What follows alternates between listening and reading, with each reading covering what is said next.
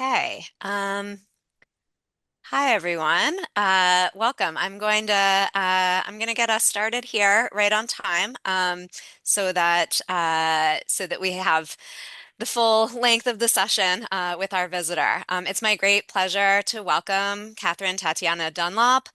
I'm Emma Kuby. I'm an associate professor in the history department here at UW-Madison. I want to begin by thanking just quickly the many co-sponsors of this event at Wisconsin. Along with the George L. Mosse Program in History, we are also grateful to the History Department, the Center for European Studies, and UW Center for Excellence of the French Embassy in the United States. I also want to personally thank Skye Doney, the director of the Mosse Program in History, for the work he's done to put together this event. We are all delighted to have Catherine Dunlop with us today. Catherine, I don't know if you're aware that we had some really severe weather in Madison Oh, this past week, including a terrible hailstorm with baseball-sized hail that shattered the windshields of oh. just about every vehicle parked on my side of town. So it really couldn't be better timing for you to be here speaking with us about extreme weather and its power in history. And I think there's a lot of excitement for this talk. Um, so I will just give a few words of introduction. I'll turn things over to Catherine. She'll speak to us for about 45 minutes, and then I'll offer a very brief comment. The comment is really just to give you all a bit of time while I'm speaking to post questions to Catherine in the chat, which I and the other hosts can see, although other participants can't. So I will pose those questions then out loud to her. I'll read them out from the chat. So we'll keep things as interactive as we can given the webinar format. The chat is, I believe, in fact, already open. So if questions occur to you as you listen to Catherine talk, you can feel free to go ahead and post them. Catherine Dunlop is an environmental historian of modern Europe and particularly France. She received her PhD from Yale University and is professor of history at Montana State University in Bozeman. Catherine's work focuses on the political and cultural stakes of natural landscapes. Her first book, Cartophilia, Maps and the Search for Identity in the French-German Borderland, explored how both professional cartographers and ordinary citizens used map making to forge and reforge national and regional identities in the contested border region of Alsace. Her beautiful second book, which she'll be talking to us about today, is titled The Mistral, A Windswept History of Modern France. Since it was published by Chicago in 2024, it's won a really impressive set of awards, including two 2025 American Historical Association book prizes, the J. Russell Major Prize in French History and the George L. Mosse Prize in European Intellectual and Cultural History. Catherine is here with us today in her capacity as the Mosse Prize winner.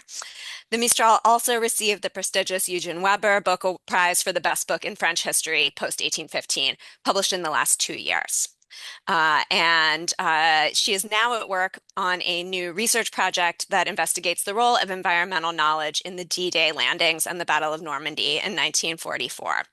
And I'm going to turn things over to her now to speak to us about the Mistral. Great. Well, thank you so much, Emma, for that really kind introduction. I've known Emma for about 10 years, so it's really fabulous to reconnect over this talk. And it's truly an honor to receive this book prize named after George Mosse, who's, a historian who brought his incredible intellect and his moral clarity to our field of study. I want to thank his family, his friends, colleagues, and former students for honoring his legacy with this award. So, the idea for writing a book about the Mistral, the great wind of southern France, first came to me as I was finishing my first book that Emma just mentioned, which is a history of map making in modern France. Having spent several years looking at historical maps where French rivers and forests and plains were fixed on a paper surface, where they appeared passive, unmoving, and tame, I became increasingly eager to liberate the study of French natural environments from the static confines of two-dimensional maps. In the Mistral, I found a subject that finally gave me the chance to investigate the wild, the uncontrollable, and the kinetic qualities of French nature. It was also a subject that allowed me to flip the script on the usual story of the modernization of France in the century following the French Revolution of 1789. Instead of a story of rapid national consolidation, state centralization, and the triumph sorry, and the triumph of scientific knowledge over local worldviews, my book offers a different story of modern France, one that emphasizes the stubborn power and unruliness of French provincial territories. The dynamism, the movement, and yes, the autonomy of the Mistral thwarted the French state's efforts to integrate post-revolutionary France into a seamlessly unified political, cultural, and economic system. Its blustery and shifting windscape literally blew in the face of internal colonization efforts. But my book is not just the story of the Mistral's destructive and inhibiting physical force. It is also about what the persistence of the Mistral in a modernizing Provence inspired the citizens of the region to create. The Mistral's icy breath stirred in Provençal people an embodied sense of place that they shared with one another through their regional poetry, their literature, and their art. In our current age of climate change, these emotional and sentimental attachments between everyday people and their local environments matter more than ever. The intimate bond that formed between the people of Provence and their windswept natural landscape points the way towards a politics of care for the environment that operates through grassroots community and localized action. Before I dig deeper, let me take a few minutes to introduce the lead character in my story. So, the Mistral's presence in the territory now known as France is incredibly ancient. Some 3.2 million years ago, in the mid to late Pliocene era, the upward thrust of tectonic plates created new mountain ranges that altered the flow of air in the Mediterranean basin. New wind regimes formed out of this era of geological transformation, turning the Mediterranean Sea and the human civilizations that formed along its borders into very windy places. The first human documentation of the Mistral dates to the 6th century BC, when the ancient Greek geographer Strabo described a wind that, quote, throws men from their horses and strips them of their weapons and their clothes. Bringing their supernatural understandings of nature to their settlements in southern France, the Greeks called this violent wind the Black Boreas or the Melam Boreas, after their powerful robed and bearded wind god of the north. Later, when the Romans conquered Provence, a description of the same northerly wind appears in the writings of Augustus.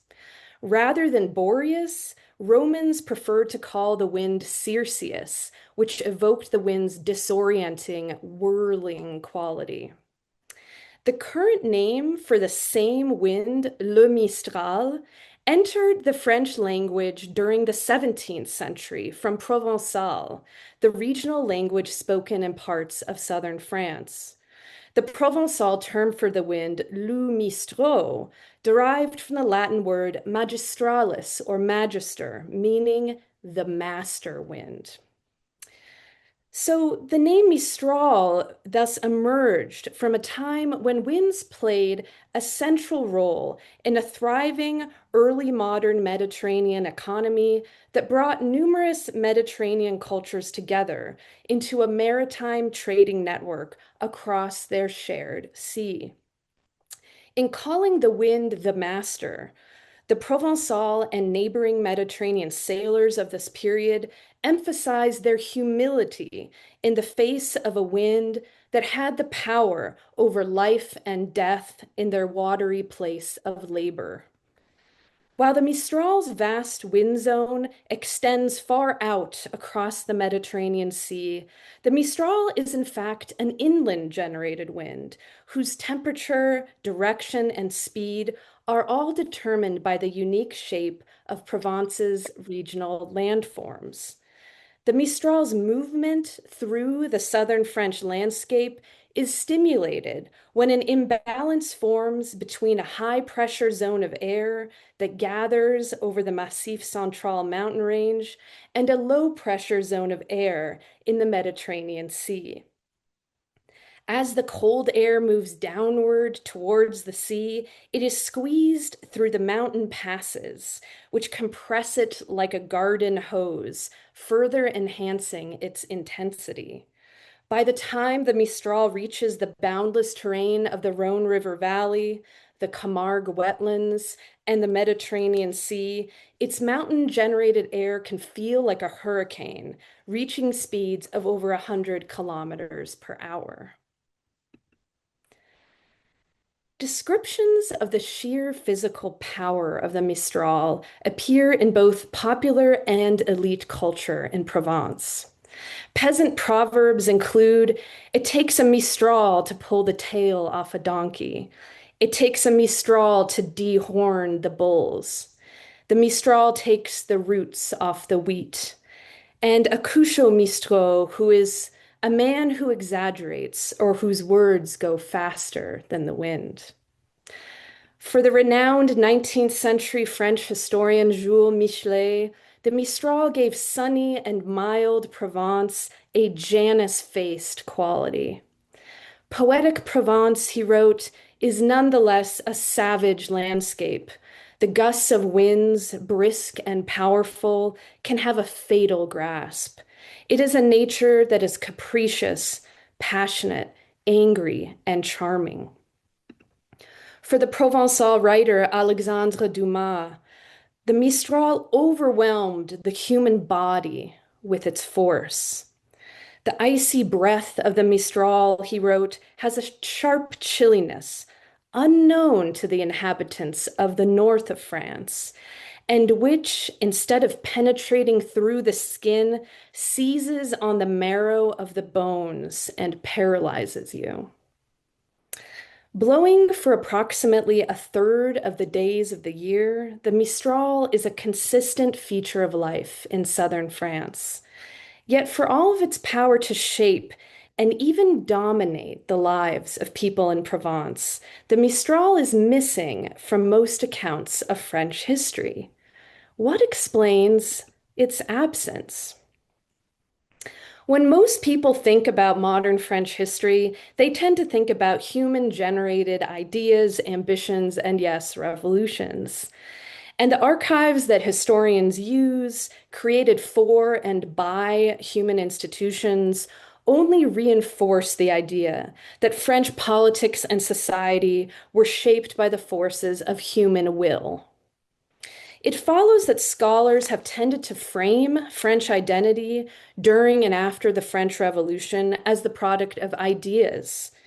Indeed, the concept of the French nation was born out of those lofty Enlightenment ideals of liberty, equality, and fraternity. Even as these aspirational ideals failed to encompass women, colonial subjects, and working people, they provided a powerful concept for a fully universal French nation that might one day emerge. My book complicates this anthropocentric approach to the making of a new territorial identity in France following the revolutionary overthrow of the monarchy. Even as nation builders touted the universal values that tied all French people together, the country's actual diverse natural environments proved difficult to conquer, meaning that regional differences remained palpably dynamic, meaningful, and real to most French people. More than just quaint and lovely places with distinctive dialects, proverbs, cuisines, and dances, French regions, I emphasize in my book, were also the home of distinctive natural ecosystems that had the power to slow nation building ambitions and foment movements for regional resistance to centralized rule. Finding my way to this environmentally grounded framework for the study of modern French identity did not happen overnight. My research strategy took time to develop as I followed the trail of the Mistral wherever I could find it. For all the noise and the bluster that it generates, the Mistral, like all environmental actors, left no voice of its own behind in the historical record. There was no box labeled Mistral anywhere in France's vast archival system. Everything I learned about the wind's entanglements with 19th century French society was filtered through the variety of things that people in different trades, occupations, and institutions left behind. Their maps, sea charts, journals, medical reports, scientific observations, their tools, their paintings, their poems, short stories, dwellings, urban plans, and landscape architecture.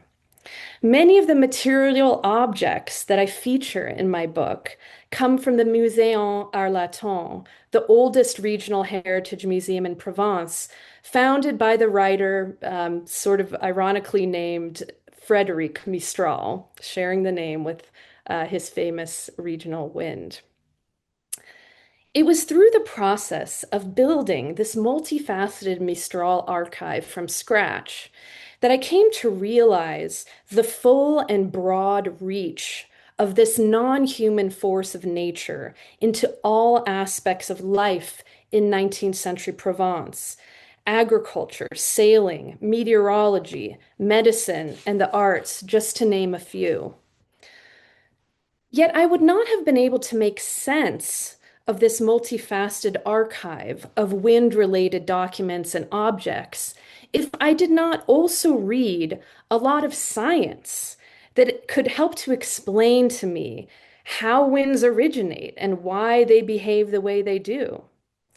So, in preparing to write this book, I reached out to colleagues at Montana State in engineering, ecology, and geography to better grasp concepts such as velocity and pressure and turbulence.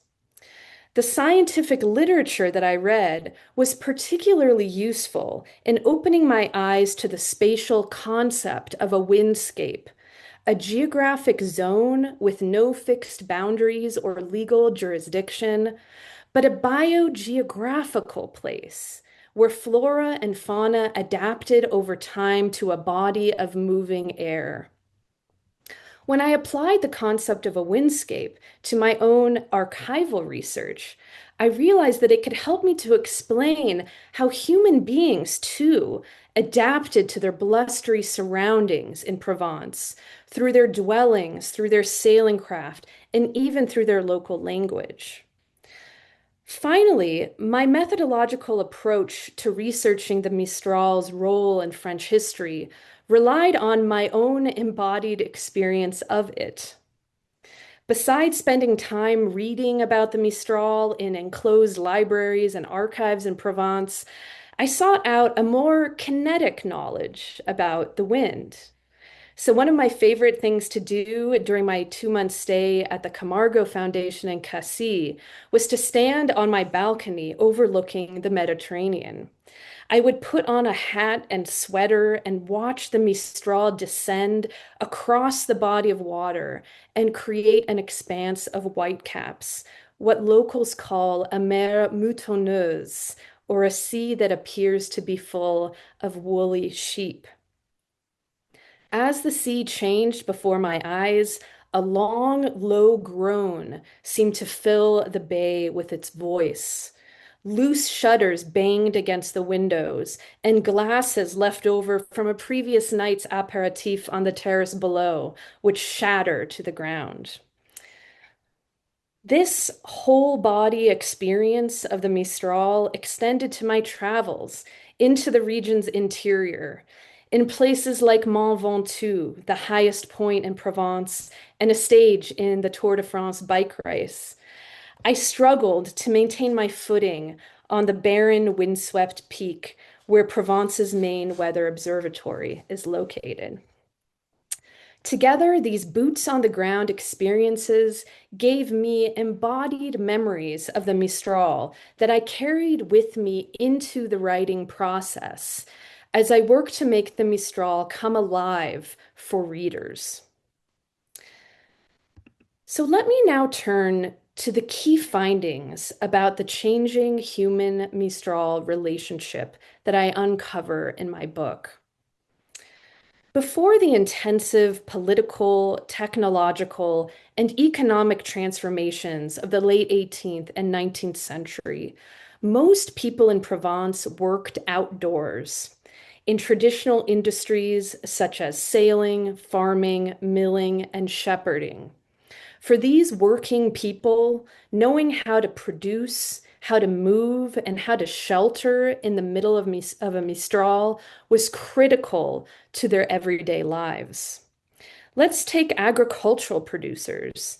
In the Provençal language, the Mistral was known as the manjo fango, or the mud eater, for its desiccating effect on the soil. Farmers learned to tailor their cultivation practices to their windswept climate. To prevent their crops from drying out or becoming damaged, farmers and vintners in Provence cultivated vast hedgerow systems.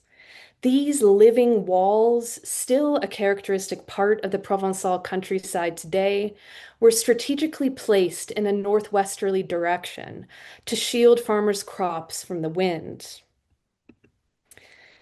While farmers made frequent use of hedgerows to grow their crops in a windswept environment, other aspects of Provençal food production benefited from full exposure to the Mistral's gusts. On the hilltops across Provence, rural communities strategically placed windmills on exposed places, enabling millers to grind the grain that was harvested in the region, particularly in areas where water mills were not possible. In traditional Provençal culture, millers were the closest thing to meteorologists. Not only did they make bread, but they also had an impressive amount of localized, place-based regional knowledge of the weather. In addition to their hedgerows and their windmills, we can also look to traditional dwellings that rural people built for evidence of their savvy bottom-up climate adaptations. In the Camargue wetlands, not far from Arles, you will find clusters of traditional Camargue huts that once housed local fishermen and agricultural producers. These curious-looking structures, made in part from locally harvested reeds or sago, were thoughtfully designed for coexisting with a windswept environment. The artist Vincent van Gogh drew some of these buildings using reed pens that he harvested from the reeds growing right there in the coastal wetlands. As these two diagrams show, the rounded shape of the northwesterly end of the Camargue huts resulted in far less turbulence and noise than a typical rectangular house when confronted with a gust from the Mistral. Further inland, the traditional Provençal farmhouse called the Mosse offers another example of regional vernacular architecture whose physical form was designed with the Mistral in mind. Like a person turning their back away from the wind to protect their face, the windward-facing facade of a Mosse is typically consisting of a windowless fortified wall built low to the ground, while the southern facade of the house had numerous openings, the front entrance, windows, and a stable door for animals.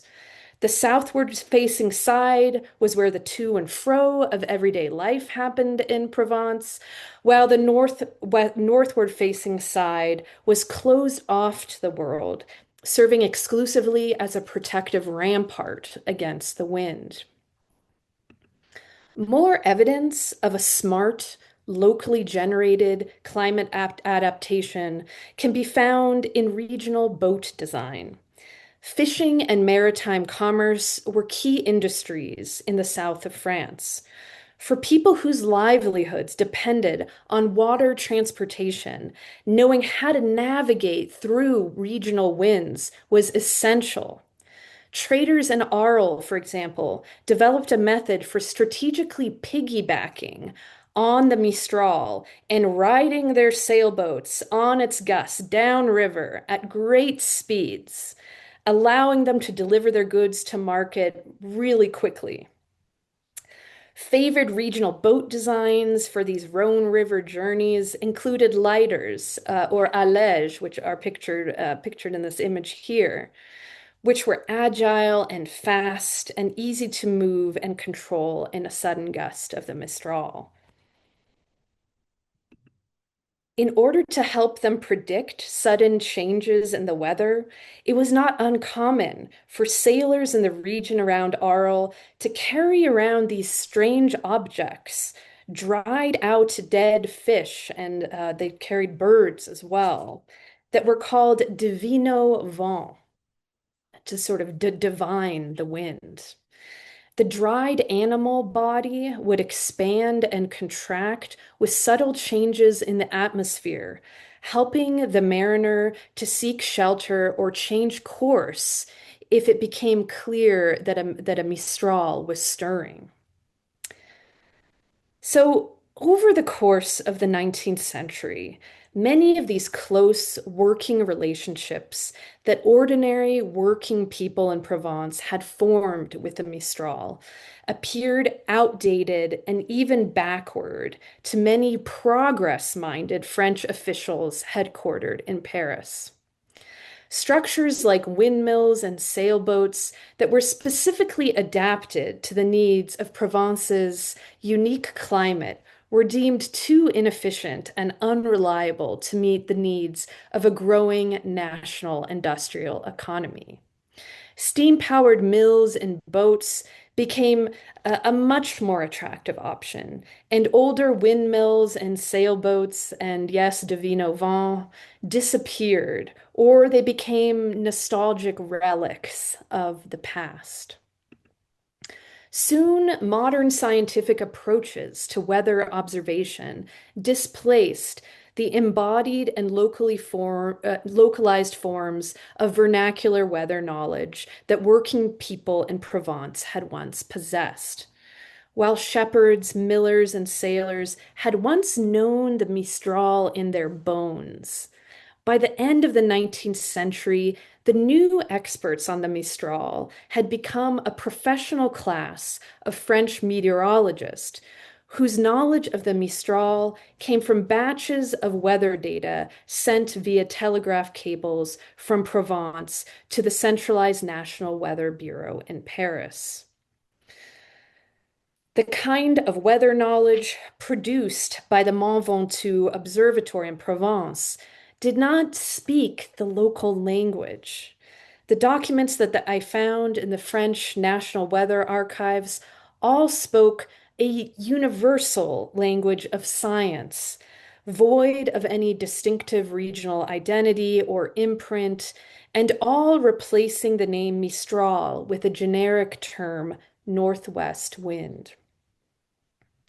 Even as French meteorologists worked hard to quantify the Mistral's movements, and progress-minded government officials tried to overcome its constraints on Provençal agriculture and maritime trade through steam power and other technological solutions. I discovered that in other key sectors in 19th century French society, there were people who, in fact, embraced the Mistral and cultivated far more positive attitudes towards their local force of nature. In the field of 19th century medicine, for example, the dominance of the miasma theory of disease meant that public health officials viewed the Mistral's fast-moving gusts quite favorably. adopting a view of the human body as permeable and vulnerable to local airs. Medical officials elevated the visibility of regional nature in their studies, suggesting that provincial environments, including their blustery winds, could promote the physical well-being of their inhabitants. In the medical literature of the time, I came across countless discussions of the Mistral's salubrious qualities, especially in the face of what they believed to be airborne cholera miasma. Despite its cold and violent, chilly nature, the public health establishment framed the Mistral as basically a boon for Provence, a natural air cleanser that cleared dangerous cholera germs from the atmosphere. The way that doctors framed the Mistral, Provence's homegrown mountain wind, contrasted in fascinating ways with their attitudes toward another Mediterranean wind that periodically touched Provence as well, the Sirocco, a warm wind that originates in the deserts of North Africa and brings a sandy and hazy burst of air when it moves into southern France. The Sirocco appeared to be the literal physical embodiment of miasma. Reflective of French imperial geography, the contrasting medical discourses about the two winds revealed how perceptions of the weather were often laden with cultural biases. The powerful relationship between French citizens' bodies and provincial environments not only attracted a great deal of excitement and attention from physicians in 19th century France, but it also attracted the interest of visual artists who sought their own intimate experiences with regional nature. For a new generation of landscape painters in modernizing Provence, the region's windswept landscapes and seascapes became outdoor laboratories for testing out innovative painting materials, forms of expression, and ways of relating to nature in an industrial age. While the French administration in Paris was hard at work taming and civilizing its provincial environments in the name of modern progress, stability, control, and predictability, plein air painters found inspiration in the natural diversity of climates and ecosystems that existed across the country. Their close-up, intimate observations of outdoor settings echoed the work of 19th century French physicians who studied place-based and seasonal influences of the weather on the human body. Through the practice of plein air or open air painting, European landscapists situated their bodies directly in the path of the Mistral. By immersing their bodies in distinctive regional climates and ecosystems, plein air painters gave the French public a fresh, modern way of relating to their surrounding territory. In contrast to the uniform and tightly controlled images of France found on state-produced maps, modern artists left behind a civilian-produced archive of territorial images that captured the living, three-dimensional reality of France as a palpable, motion-filled, and heterogeneous collection of places. My book explores the work of painters from three major art movements in Provence who all painted landscapes in the open air, creating innovative narratives about the human-Mistral relationship in the process. For homegrown painters from the École de Marseille, a regional school of naturalist art, the Mistral's material power was primarily visible through its longue durée climatic effects.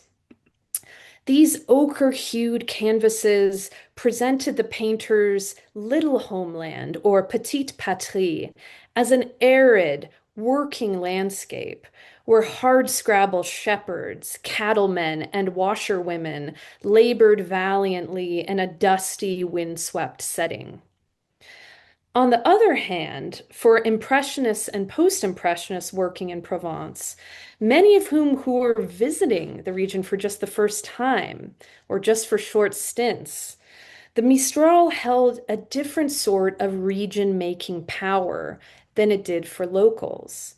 In paintings by Monet, originally from Normandy, and Van Gogh, a Dutchman, it was the Mistral's immediate sensory effects, its dramatic impacts on the sky, the sea, cypress trees, and human bodies that gave their viewers a visceral sense of place.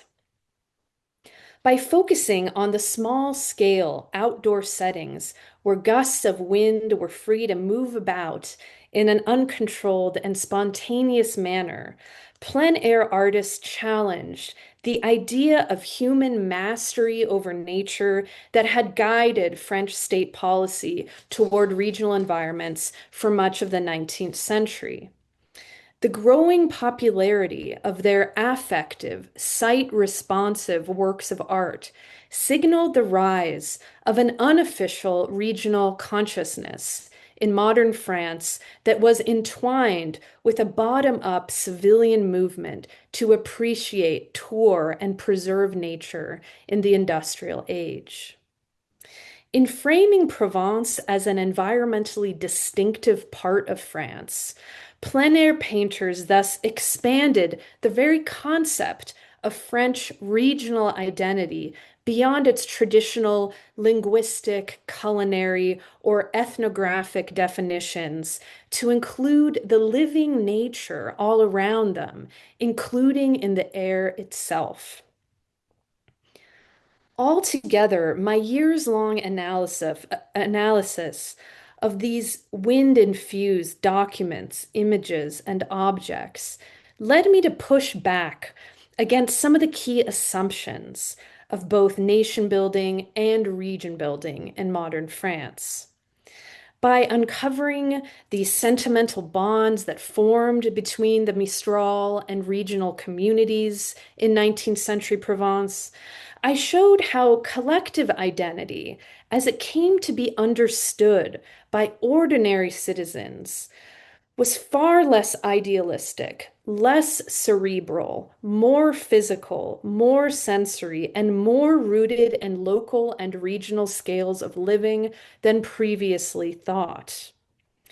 Frédéric Mistral, the poet and writer who founded the region's first heritage museum in Arles and who led Provence's most famous regionalist organization, the Félibrige, captured this sense of pride that people felt in Provence about their blustery environment. "We love you, King of the Winds," he wrote. "You make the blood in our veins come alive." Indeed, when the Mistral swept down from the Massif Central mountains into the rocky plains of the Caux and out into the Mediterranean Sea, it forged a sort of regional atmospheric commons that carried the same air from one part of Provence to another, facilitating what I call an embodied regional experience of place for everybody, regardless of their station in life. Regional climates and environments had the power to enter people's bodies and shape their daily experience of life in ways that the Grande Patrie or the big country of France never could. In tracing how people in Provence interacted with the Mistral, I uncovered a sort of territorial consciousness that privileged physical attachments to tangible places over the abstract political conception of national unity. At a time when the French government in Paris and a growing capitalist economy were pushing for territorial control over the French provinces, the full body experience of the Mistral's violent gusts reinforced the fact that Provence would never fit neatly within the national whole. Regional belonging in modern Provence was therefore much more than a shared culture, a shared dialect, or even a shared history. It was also about a visceral, familiar feeling of being at home in a crazily windy place. Perhaps it is not surprising, therefore, that the cover image of the Armana Provençale, Provence's leading regional journal of literature and the arts, featured a wind rose with the names of its winds, including the king of the winds, the Mistral, on its cover. In today's Provence, regional identity and regional nature remain linked in powerful ways. Cafes, soaps, and perfumes in Provence often bear the name Mistral with pride. Wind sailing, kite flying, and wind sailing have all become popular tourist draws to the south of France. Every year, the city of Marseille hosts a festival of wind at Prado Beach to celebrate the life-giving joy that living in a raucous windscape can bring to an urban population. The enduring relationship between French regional identity and regional environments has also recently attracted the attention of the national French government, which has begun to reconsider its one-size-fits-all energy policy. In the next few years, Siemens Gamesa wind turbines will be installed off the coast of Marseille as part of the French National Electricity Company's Provence Grand Large project. While France still relies heavily on nuclear power, regional energy sources like the wind are reassuming some of the importance that they had once held. Regional governments, furthermore, have taken on a leadership role in French sustainability initiatives. The French state has recently tasked its regional councils, each of which represent one or more historic French provinces, with the job of developing region-specific climate adaptation plans for the next 20 to 50 years. Provence and several neighboring territories, which form a larger alphabet soup region called PACA, are currently formulating a climate adaptation plan tailored to their particular geographic needs. Called Grec Sud, a council of regional stakeholders from the south of France include climate experts, university researchers, nonprofits, and citizens whose job it is to help the southern region adapt its socioeconomic systems to a changing climate. This kind of region-led initiative is important because social research has shown that communities care significantly more about climate change when it affects the specific places where they live, work, build traditions, and family memories. In Provence, climate change is already disrupting this close personal feeling of home, including regular visits from the Mistral. Everywhere I have gone in Provence, people have told me how much they have noticed the Mistral becoming erratic and unpredictable, unlike the more clockwork weather patterns of their childhoods. Science actually backs up what I have been hearing anecdotally. While in recent decades it showed signs of slowing, the Mistral now looks to be speeding up. Overall, scientists agree that global atmospheric conditions are such that the Mistral's future frequency, speed, and zone of movement are entirely uncertain. As scientists model the Mistral's future behavior, the wind is already interacting in dangerous ways with a contemporary Provençal landscape that is ridden with drought. A natural desiccating force, the Mistral is exacerbating the dry conditions that threaten the longevity of traditional regional industries like wine and olive oil production. When it moves across the dry vegetation on parched hillsides, the Mistral has helped to spread fast-moving wildfires that have destroyed homes and businesses. Yet through creativity, humility, and hard work, locally generated forms of climate adaptation are developing in Provence today. In Arles, I had the chance to visit a wind-responsive public park designed by Baz Smets, the landscape architect who recently received the commission to landscape the new gardens surrounding Notre Dame Cathedral in Paris. Smets's park, which surrounds the Frank Gehry designed Luma Tower on the outskirts of Arles, took a radically different approach to park design from a traditional, tightly manicured French garden. Smets's goal for the Parc des Ateliers was to create a self-sustaining public park that could grow and thrive alongside the natural processes of the Mediterranean bioregion. Before he planted anything, Smets commissioned a study of the park's wind patterns. The study revealed how the Mistral's gusts, represented by tiny northwesterly wind arrows on this image, would inhabit the green spaces pictured in the center and the right-hand areas of the image.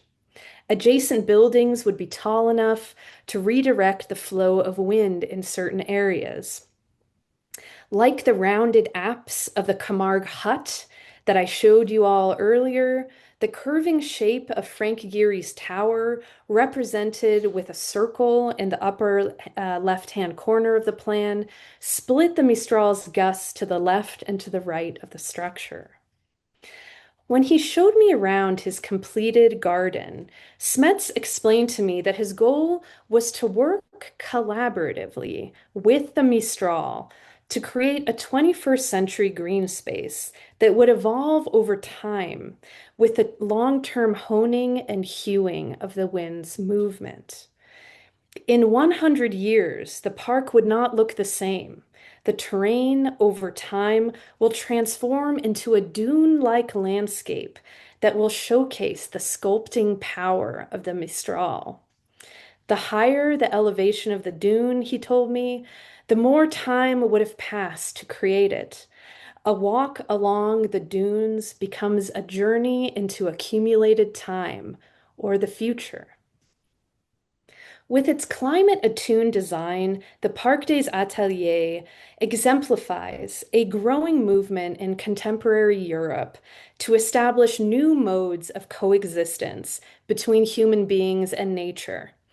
In elevating the Mistral to the position of co-creator of his public park, Smets and his team embraced a position of humble deference to local weather patterns and the ecosystems that they foster. Its growing dunescape offers a powerful reminder that every living thing in Provence, plants, animals, and people alike, are all bound into a web of coexistence with the Mistral's northwesterly gusts, shaped by its wild and uncontainable power. Thank you so much.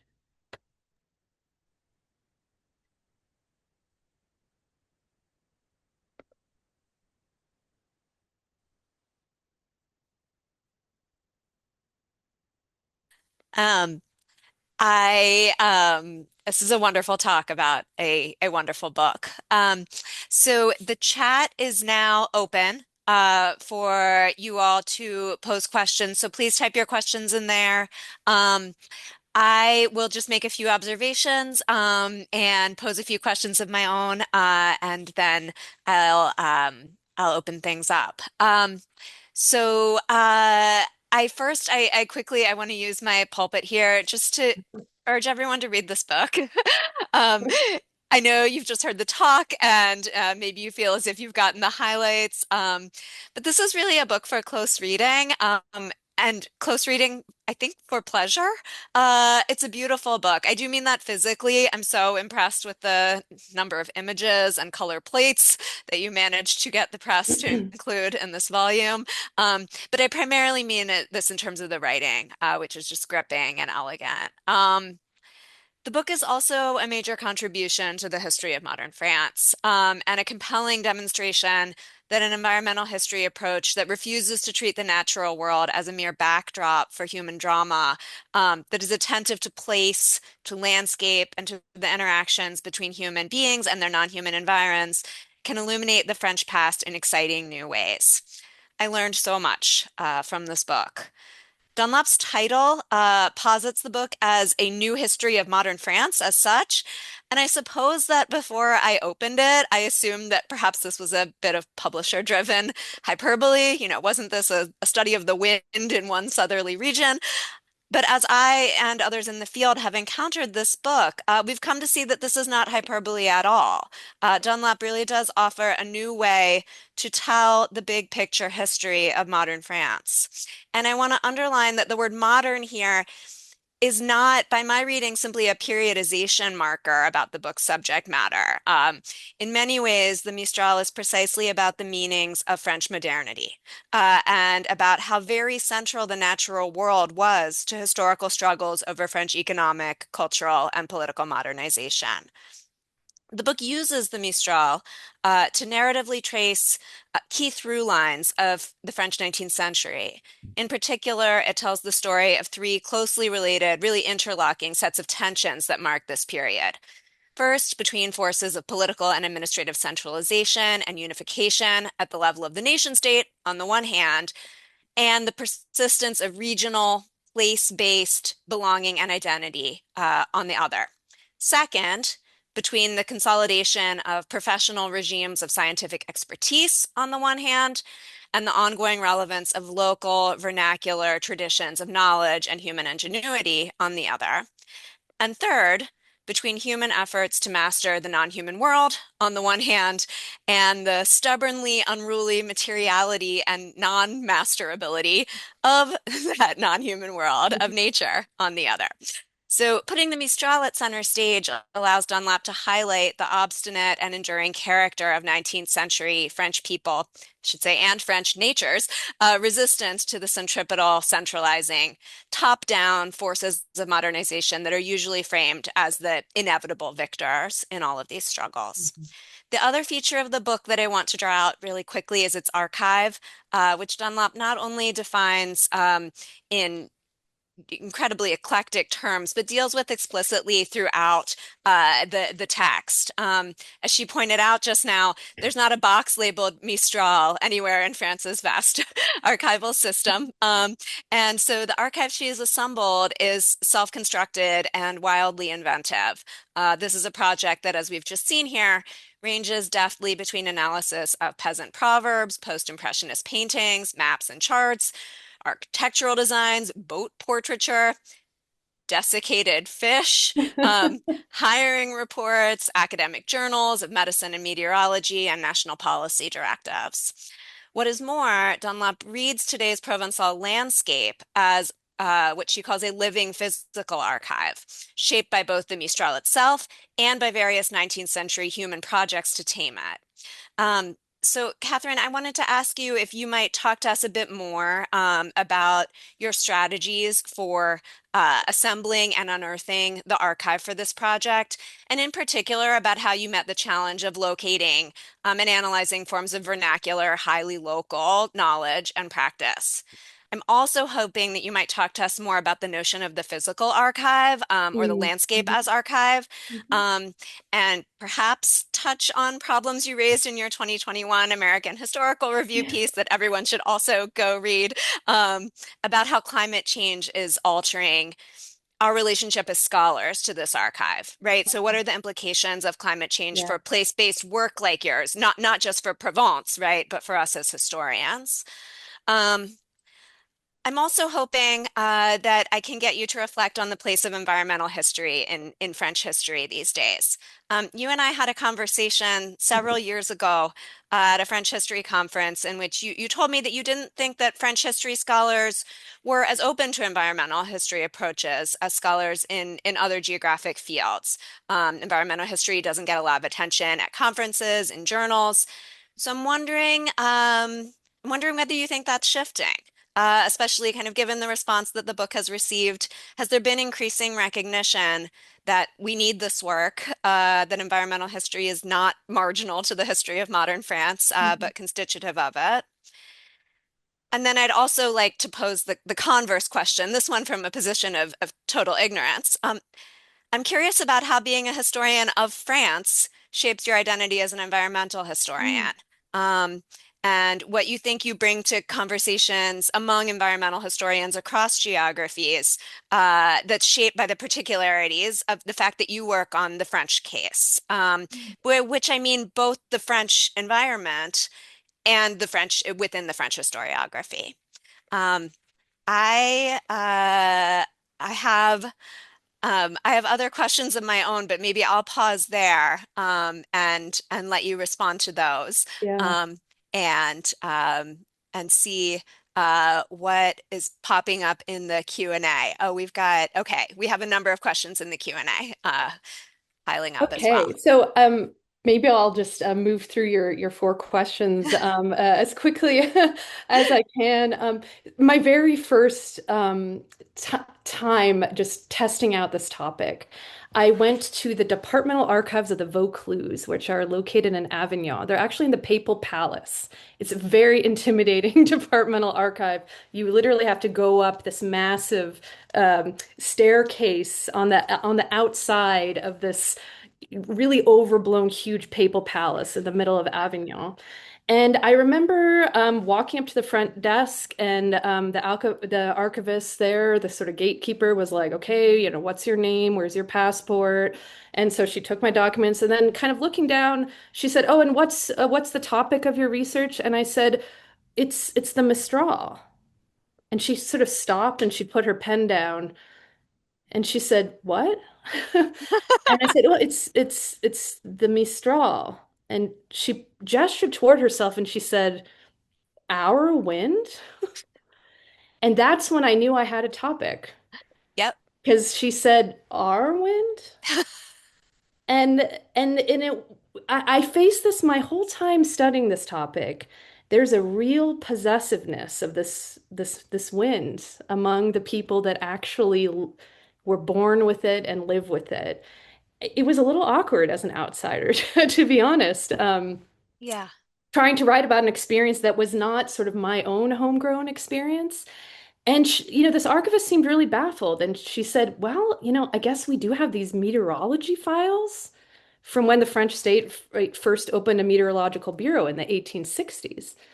To go to your point about modernity, it was part of France's modernization effort was to know its weather better so that it could better create a more sort of stable, predictable economic system and, know storms better and all that stuff. And so I started off with the meteorological archives, and they were pretty boring. They were pretty boring. And what the meteorological archives didn't really answer for me is that woman's gesture toward herself, "Our wind." When you look at those kind of what I showed you, those sort of boring charts and sort of scientific imagery, they do not capture at all the regional sense of belonging and identity that it was clear to me from going to cafes called Café de Mistral to the way people would talk about it.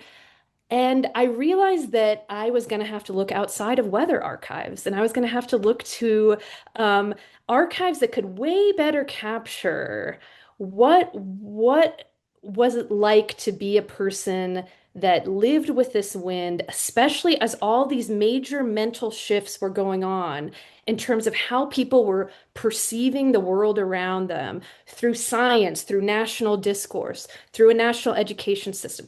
All of these sort of new ways in which people were understanding nature, I knew that I was going to have to spread out to other kinds of sources. And that's where you see that I just went everywhere.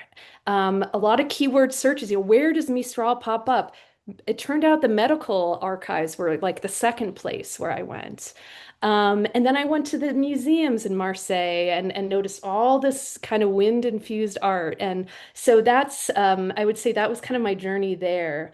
Um, I did write an article for I think it's called like History Detectives, the section of the American Historical Review, Yeah. run by Kate Brown, who's a fabulous environmental historian of Russia and the Soviet Union. And she's written on Chernobyl and stuff like that. Right. Um, the in that piece, what I really tried to do was to be really open about the methodological sort of struggles that one faces when one tries to write about a non-human actor in history. It's not Yeah. obvious where to turn. And I thought about how helpful it was for me actually to visit Provence and not only, experience the gusts of winds myself, but also to see the Mistral's imprints on the housing, on the landscape, on the kinds of like trees that grew there, on the ecological system, meeting with vintners about how the Mistral desiccates and dries out the vines. So that was, I think, really important. It was interesting, a lot of scholars on that panel raised the question of like, in an era of less graduate student funding, in an era of, COVID, in an era of, all of these restrictions on travel, like, is it going to be possible? How many people can actually travel to France anymore, like realistically? So, what are the other ways in which we can maybe get at that sensory experience through other sorts of channels? Um, the question about is French history receptive to environmental history? Um, if you look through, I think recent, conference sort of calls for papers for either French history, the Society of French Historical Studies, or the Western Society of French History, the answer is no. The answer is no. I rarely see environmental history as one of the topics mentioned as that our conferences are interested. Yeah. It might take time. It might be that we were mostly trained. And I was not trained as an environmental historian, so it might take a new generation of French environmental historians to sort of, work with graduate students to kind of, make them more aware of this sort of method. But I really hope French history comes around. But honestly, it just really hasn't been my experience. When you look at most journals in French history, there's nothing. There's Limited. nothing. Yeah. Um, I would also say I loved your question of like how does being trained as a historian of modern France um, sort of what does that how does that bring a different perspective to environmental history and when I go to their meetings? And, I would say that, a big part of my training, and I was trained by John Merriman, who's, loved rural France and was always very interested in center periphery tensions Yes. and like the bottom up voice of the regular person. Um, I think those are two things I would flag that I absolutely bring from French history to environmental history. So one Yeah. being that sort of bottom up, like, what does the working person, Hmm. what was their experience of the environment? One of my favorite articles I would recommend to everyone to read is Richard White's Are You an Environmentalist or Do You Work for a Living? It's this wonderful piece he wrote. And basically, he says, like, like environmentalists have sometimes have this idea that because they're politically advocating for the environment, that they know it best. But what about the farmer who knows, shifts in the leaves based on a slight change in the seasonality? What about the sailors that know the wind like backwards and forwards? So that really comes to mind. And then those center periphery tensions, the idea of a sort of environmental imperialism, like of a extractivism that capital, from Paris or from, and in a global sense from the imperial metropole, that extractive sort of urge to remove resources from provincial France or from the colonies absolutely fits the kinds of power dynamics that environmental historians are also interested in. That's fascinating. Thank you. I'm gonna read a question from Sam Newton uh in the Q&A here. Sam says, "Thank you so much, Catherine. We discussed this project a couple of years ago, and it is so lovely to see you talk about it now. Unsurprisingly, I have a question about how understandings of the Mistral changed during the 19th century. You mentioned the emergence of prediction and meteorology. I'm curious whether changes in scientific understanding of how the wind formed and where it came from influenced the sentimental or embodied relationships people had with it. So, moving beyond prediction, did people know the Mistral was formed by the mountains, that the Sirocco came from northern Africa? Does it matter? Did they animate or deify it in ways that were disrupted as meteorological understandings changed?" Mm, very interesting. So before modern weather reports, which really started to come out in France in the 1870s and 1880s, sort of coinciding with the rise of like cheap newspapers, right? That it's that Huh. exact same time. Um, where you would be able to say, oh, maybe there's a Mistral coming later this week. There were all these rules of thumb that were sort of used locally. So one of them is the Mistral comes for 3, 6, or 9 days. And you still actually hear that in Provence. Oh, it's I always love it. blows for either 3 days, 6 days, or 9 days. So even today, when we have very sophisticated satellites that can predict weather quite accurately, there's still this understanding of these cycles that a lot of historians of science say are loosely based on like lunar understandings of like time that can go back a long ways.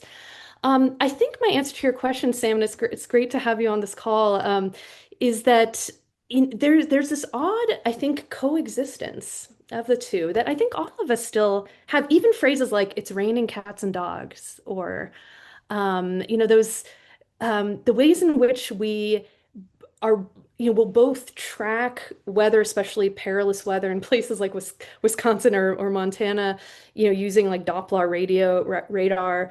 But that we also are like, oh, the trees are budding, like that means it's an early spring, So I think we have kind of both going on in our heads at the same time. That's great. Thank you. Um, Here, I will move down the list here. John Hiscan. Um, I'm sorry if I'm not pronouncing that right. He asks, is it true that the Mistral has had a significant effect on human mental health? Does this continue to play a role in modern psychology and psychiatry? Mm. That's a fascinating question. It is one of the another sort of trope that you will hear in France, in the south of France all the time. Oh, the wind, it's it makes you foo, makes you crazy. Um, I looked really hard to find 19th century like a smoking gun about that, and I couldn't find much. Okay. Besides like really terrible sort of tropes about like Southern people are just violent and crazy, they're temperamental and clearly like stereotypes that were based on absolutely no rigorous science or anything like that. This is a particular, I particularly read about this with Van Gogh, not surprisingly, that, did his encounters with the Mistral make him feel more, did it affect his mental health? I just don't think that we have the evidence from the 19th century. And I would be very hesitant to like fall into those stereotypes. Having said that, the first scientific article that I found about mental health in the Mistral that had some interviews and some social science behind it was in the 1970s. So this did start to emerge, and it makes sense. It's the 70s, right? That's the era of like the environmental movements growing. People are much more aware of sort of the effect of pollution and other sort of environmental factors on like physical health. So this was a study on people that lived in Marseille and their kind of described mental feelings or conditions when the Mistral was blowing. So it was a little outside the scope of the study, but it was fascinating to me to see that while the cholera, like it was all about cholera and to some extent malaria were very much associated with like physical illness, but there was nothing really on mental that was like a rigorous 19th century study. So interesting. Yeah. This is great. I'm gonna give the I think what will probably be our last question to Eleanor Conrad here. Hi, Eleanor. Who's asked, so I asked you to talk about the archival project, and Eleanor is asking you to go back further than that in your process of the book to talk about the initial idea. She says, "Thank you for this wonderful talk. I am excited to read the book in full. Could you talk a bit more about how you came upon the idea of looking at French history through this lens?"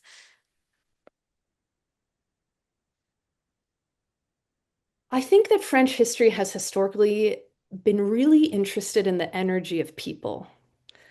And, this was how I was trained, it was, that there's so much energy in the streets, in the revolutions, in just the drama that is French Yes, history. yes. And, as I got more interested in landscapes, in some ways through maps, I thought there's a lot of energy in non-human parts of France. There's energy in like wild rivers. There's energy in, violent gusts of the winds that can knock trains off their tracks and smash boats against the cliffs. That I think we can do both. We can both admire and sort of study like the paradoxes inherent in like French people's like ener like energetic will to change, to reform society, to overturn society, whatever it may be. I think that will always be a core part of French history. But um, that does not happen in a vacuum. French history takes place in places, whether that be in the Caribbean, whether that be in Africa, whether that be in France, in the metropole. So I guess I just really advocate for getting to know like the places that you're writing about. If you're interested in people, I'm pretty sure that the place where they lived had an impact on them. And yeah, I think that would be, sort of I was seeking out a little more balance about, for lack of a better word, agency in French history. It's not just people, but these non-human factors like climate, these ecosystem dynamics are also extremely important for shaping how people the sort of constraints and the choices that they have to make under the constraints of their surrounding environment. Think that's a beautiful note to end on. Thank you so much for joining us today. You can't hear everyone else clapping in their own rooms and offices, but we're all really grateful that you were here with us. Thank you all so much for coming, and thanks to Catherine for sharing her work with us. Well, thank you so much, Emma. I really appreciate this opportunity. The book is currently on back order, but I have been told in the next week it will be back in stock. So there's also ebook versions. If any of you are interested in teaching this book, I'm happy to zoom in to a conversation.